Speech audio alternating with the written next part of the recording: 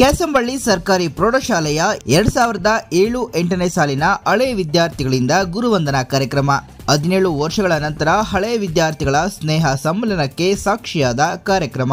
ಕ್ಯಾಸಂಬಳ್ಳಿ ಗ್ರಾಮದ ಸರ್ಕಾರಿ ಪ್ರೌಢಶಾಲೆಯ 2007-8ನೇ ಸಾಲಿನ ವಿದ್ಯಾರ್ಥಿಗಳ ವತಿಯಿಂದ ಗುರುವಂದನಾ ಕಾರ್ಯಕ್ರಮವನ್ನು ಹಮ್ಮಿಕೊಂಡಿದ್ದು, ಈ ಕಾರ್ಯಕ್ರಮವು ಸುಮಾರು 17 ವರ್ಷಗಳ ನಂತರ ಹಳೆ ವಿದ್ಯಾರ್ಥಿಗಳ ಸ್ನೇಹ ಸಮ್ಮಿಲನಕ್ಕೆ ಸಾಕ್ಷಿಯಾಯಿತು.